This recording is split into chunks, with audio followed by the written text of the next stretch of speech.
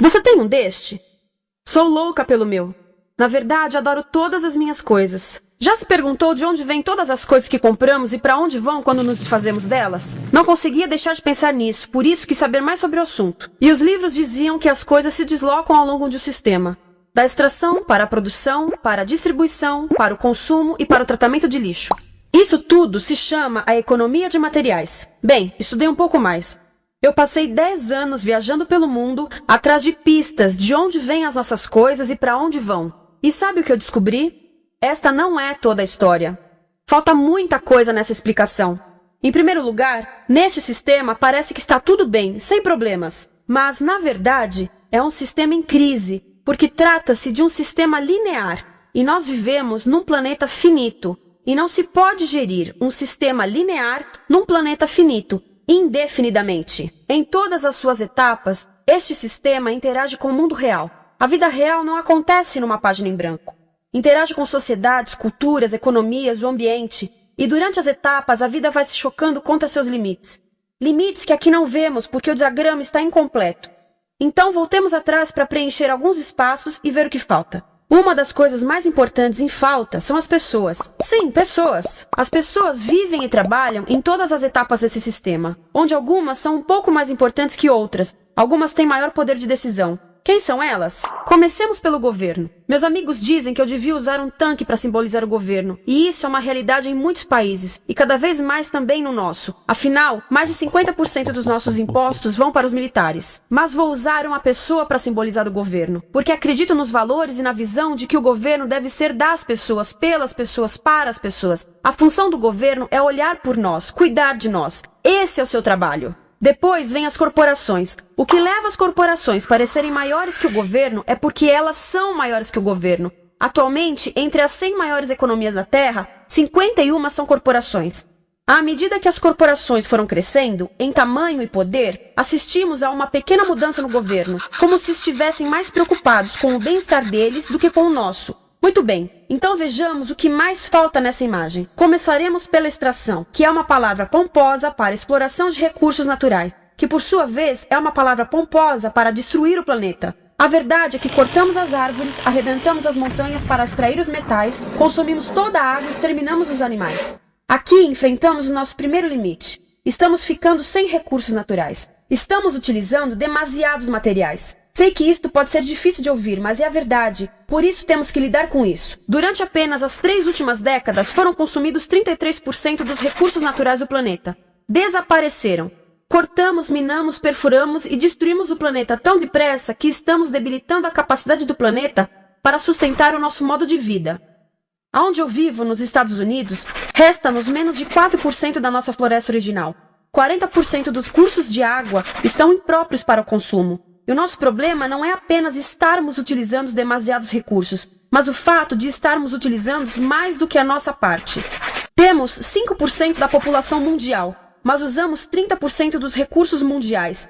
Se todos consumissem ao ritmo dos Estados Unidos, precisaríamos de 3 a 5 planetas. E sabem uma coisa? Só temos um. Então, a resposta do meu país a essa limitação é simplesmente ir tomar dos outros. Este é o terceiro mundo, que alguém dirá tratar-se apenas de uma expressão para designar o local para onde foram as nossas matérias-primas. E o que é que acontece?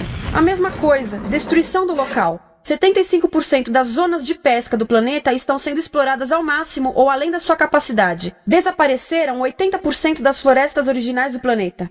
Só na Amazônia perdemos 2.000 árvores por minuto, o equivalente a um campo de futebol por minuto. Então, e as pessoas que vivem aqui? Bem, de acordo com esses sujeitos, eles não são donos desses recursos, mesmo que vivam lá há gerações. Não são donos dos meios de produção, nem compram muitas coisas. Nesse sistema, quem não possui nem compra muitas coisas não tem valor. A seguir, as matérias-primas seguem para a produção, aonde utilizamos energia para misturar químicos tóxicos com recursos naturais para produzir produtos contaminados com tóxicos. Há atualmente no comércio mais de 100.000 químicos sintéticos.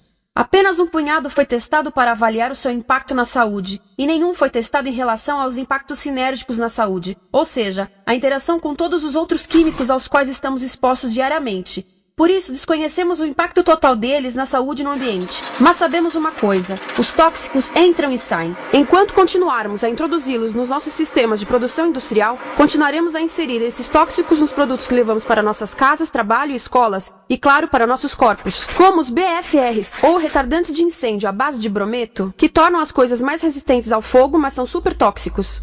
São neurotóxicos, ou seja, tóxicos para o cérebro. O que é que estamos fazendo usando esses químicos? Apesar disso, os usamos em nossos computadores, eletrodomésticos, sofás, colchões e até alguns travesseiros. Sim, pegamos nossos travesseiros, os revestimos com neurotoxinas, levamos para casa e dormimos por 8 horas com eles. Não sei, mas acho que num país com tanto potencial, poderíamos ter uma maneira melhor de evitar que as cabeças peguem fogo à noite. Sabia que essas toxinas vão se acumulando ao longo da cadeia alimentar e se concentram nos nossos corpos? Sabe qual é o alimento do topo da cadeia alimentar com o nível mais elevado de químicos tóxicos? O leite materno.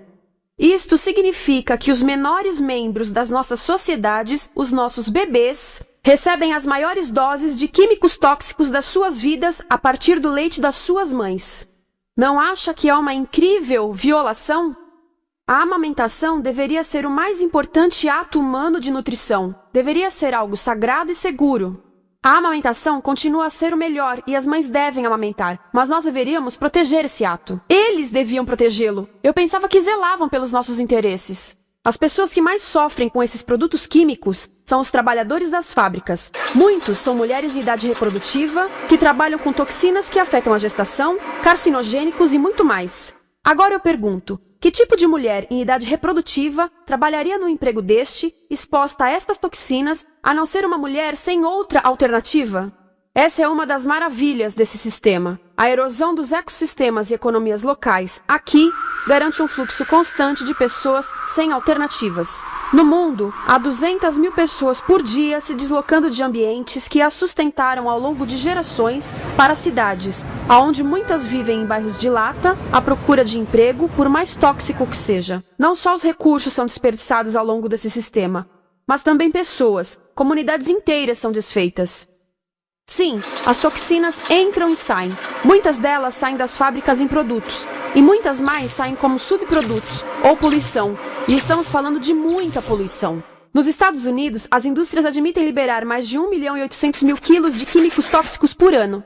Deve ser muito mais, porque isso é o que eles admitem. Trata-se de outro limite, porque quem quer ver e respirar 1.800.000 quilos de químicos tóxicos por ano? Então o que eles fazem? Mudam as fábricas poluidoras para o estrangeiro, para poluir outros países. Mas, surpresa, grande parte dessa poluição volta para nós trazida pelo vento.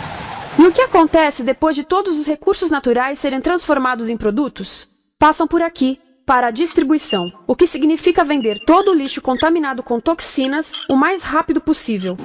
Aqui, o objetivo é manter os preços baixos, com as pessoas comprando os produtos em constante movimento. Como eles mantêm os preços baixos? Pagam salários baixos aos trabalhadores das lojas e restringem o acesso aos seguros de saúde sempre que podem. Tudo se resume em exteriorizar os custos. O verdadeiro custo da produção não se reflete no preço. Em outras palavras, não pagamos aquilo que compramos. Outro dia estive pensando nisto. Ia a caminho do trabalho e queria ouvir as notícias. Por isso entrei numa loja para comprar um rádio. Encontrei um pequeno rádio verde engraçado que custava $4,99. Na fila do caixa pensei, como $4,99 podem refletir o custo da produção e transporte desse rádio até ele chegar nas minhas mãos? O metal deve ter sido extraído na África do Sul. O petróleo provavelmente do Iraque.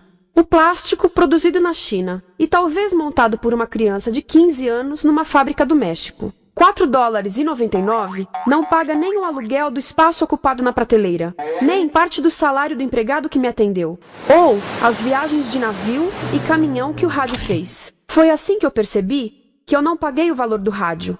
Então, quem pagou? Estas pessoas pagaram com a perda do espaço dos seus recursos naturais. Estas pagaram com a perda do ar puro, com o aumento de doenças como asma e câncer. As crianças do Congo pagaram com o seu futuro, pois 30% delas abandonam a escola para trabalhar nas minas de coltan, um metal que usamos em aparelhos eletrônicos baratos e descartáveis. Estas pessoas pagaram por não ter direito ao seguro de saúde. Ao longo desse sistema, pessoas contribuíram para que eu comprasse o rádio por $4,99. Mas essas contribuições não são registradas por nenhum contabilista. É isto que eu quero dizer com exteriorizar o verdadeiro custo de produção. E isso nos leva à seta dourada do consumo. O coração do sistema, o motor que impulsiona. É tão importante proteger esta seta que se tornou prioridade daqueles dois sujeitos. É por isso que após o 11 de setembro, quando nosso país estava em choque, o presidente Bush poderia ter sugerido fazer luto, rezar, ter esperança, mas não, ele disse para fazermos compras. Compras! Nos tornamos uma nação de consumidores. Nossa principal identidade passou a ser de consumidores. Não mães, professores, agricultores, mas consumidores. Nosso valor é medido e demonstrado pelo quanto contribuímos para esta seta. Quanto consumimos. Não é isso que fazemos? Compramos, compramos, compramos. Manter os produtos circulando. E como circulam? Sabe qual a porcentagem dos produtos que circulam através desse sistema que ainda são usados 6 meses depois da venda na América do Norte? 50%? 20%? Não, 1%. 1. Em outras palavras, 99% das coisas que nós cultivamos, processamos, transformamos, 99% das coisas que percorrem o sistema são lixo em menos de 6 meses. Como é que podemos gerir um planeta com esse nível de rendimento? Mas não foi sempre assim. Hoje, o consumidor médio americano consome o dobro que há 50 anos. Pergunte à sua avó. No tempo dela, a boa gestão, a engenhosidade e a poupança eram valorizados. Então, como é que isso aconteceu? Bem, não aconteceu simplesmente. Foi planejado. Pouco depois da Segunda Guerra Mundial, estes sujeitos estudavam a forma de impulsionar a economia. O analista de vendas Victor Lebow articulou a solução que se tornaria a norma de todo o sistema. Ele disse: a nossa enorme economia produtiva exige que façamos do consumo a nossa forma de vida, que tornemos a compra e uso de bens em rituais, que procuremos a nossa satisfação espiritual, a satisfação do nosso ego no consumo. Precisamos que as coisas sejam consumidas, destruídas, substituídas e descartadas a um ritmo cada vez maior. O conselheiro econômico do presidente Eisenhower disse: o principal objetivo da economia americana é produzir mais bens de consumo. Mais bens de consumo? O nosso principal objetivo? Não é providenciar cuidados médicos, ou educação, ou transportes seguros, ou sustentabilidade, ou justiça? Bens de consumo? Como é que eles nos fizeram adotar esse sistema de forma tão entusiástica? Bem, 2 das suas estratégias mais bem-sucedidas são a obsolescência planejada e a obsolescência perceptiva. A obsolescência planejada é uma outra forma de dizer criado para ir para o lixo. Eles fazem as coisas de modo que sejam inúteis tão rápido quanto possível para jogarmos fora e voltarmos a comprar. Isso é óbvio em sacolas ou copos de plástico, mas verifica-se isso em coisas maiores como esfregões, DVDs, máquinas fotográficas, churrasqueiras, quase tudo. Até computadores. Já reparou que quando compra um computador, a tecnologia muda tão rápido que em poucos anos se torna quase um impedimento para a comunicação? Fiquei curiosa e abri um desses computadores para ver o que tinha dentro. E descobri que a peça que se muda a cada ano é apenas uma pecinha no canto. Mas não se pode mudar apenas essa peça, porque cada nova versão tem um formato diferente. Tem que jogar tudo fora e comprar um novo. Estive lendo sobre o design industrial da década de 50, quando a obsolescência planejada começou a aparecer. Esses designers eram muito claros sobre o assunto. Chegavam a debater quão rápido conseguiam que um aparelho avariasse, mas de modo que o consumidor mantivesse fé suficiente para ir comprar outro. Foi tão intencional, mas as coisas não avariam suficientemente rápido para manter essa seta funcionando. Por isso existe também a obsolescência perceptiva. A obsolescência perceptiva nos convence a jogar fora coisas que ainda são perfeitamente úteis. Como fazem isso?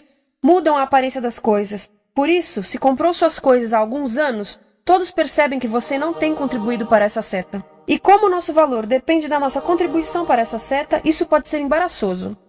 Por exemplo, se eu tiver o mesmo monitor de computador gordo e branco na minha mesa por 5 anos e a minha colega tiver comprado um computador novo, ela vai ter um monitor plano brilhante que combina com o computador, com o celular e até com as canetas. Ela parece estar operando uma nave espacial e eu pareço que tenho uma máquina de lavar na mesa.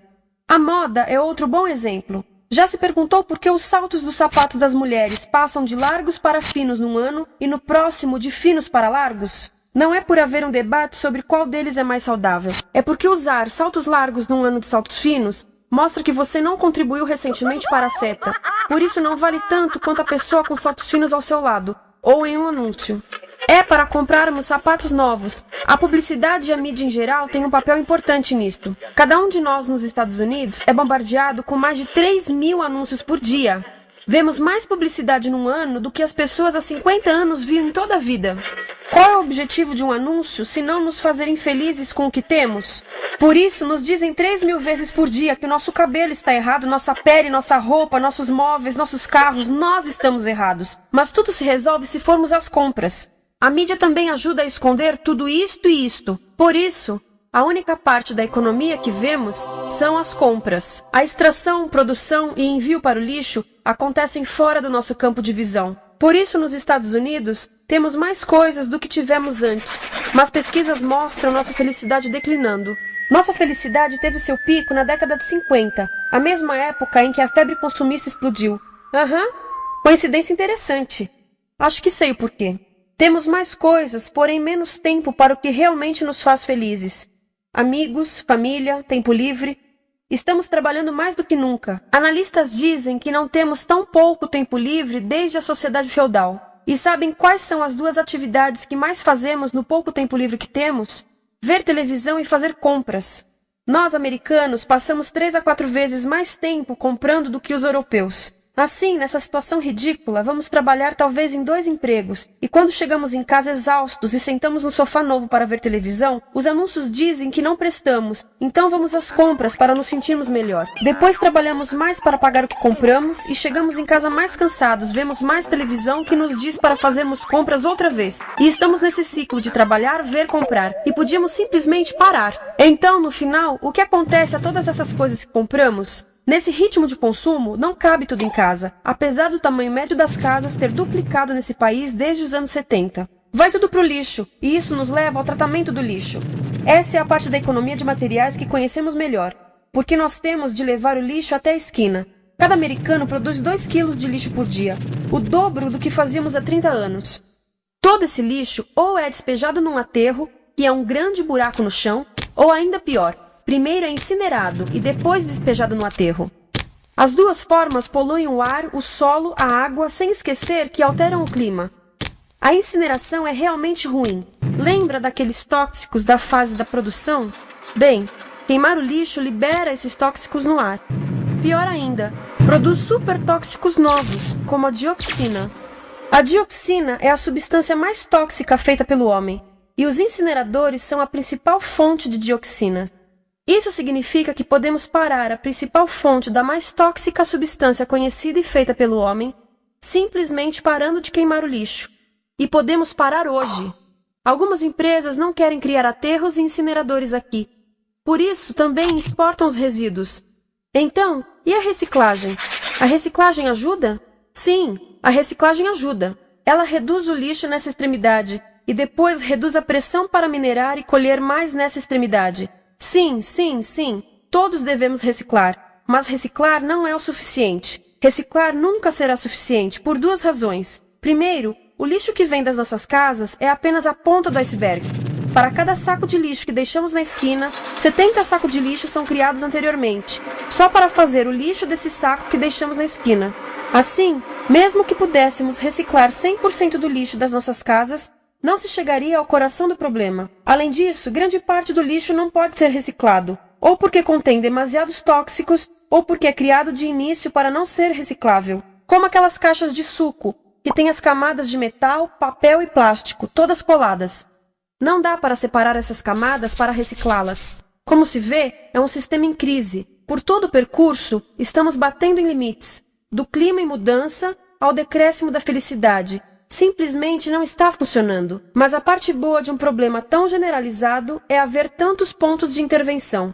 Há pessoas trabalhando aqui salvando florestas, e aqui na produção limpa. Pessoas trabalhando em direitos do trabalho, em comércio justo, em consumo consciente, no bloqueio de aterros e incineradores. E muito importante, em recuperar o nosso governo, para que seja realmente pelas pessoas e para as pessoas. Todo esse trabalho é criticamente importante, mas as coisas vão realmente começar a se mover quando enxergarmos as ligações, quando enxergarmos o panorama geral. Quando as pessoas ao longo do sistema se unirem, poderemos reivindicar e transformar esse sistema linear em algo novo, um sistema que não desperdice recursos ou pessoas, porque aquilo de que precisamos nos livrar é da antiga mentalidade de usar e jogar fora. Há uma nova escola de pensamento nesse assunto, e é baseada em sustentabilidade e equidade, química verde, 0 resíduos, produção em ciclo fechado, energia renovável, economias locais vivas, já está acontecendo. Há quem diga que é irrealista, idealista, que não pode acontecer. Mas eu digo que quem é irrealista são os que querem continuar pelo velho caminho.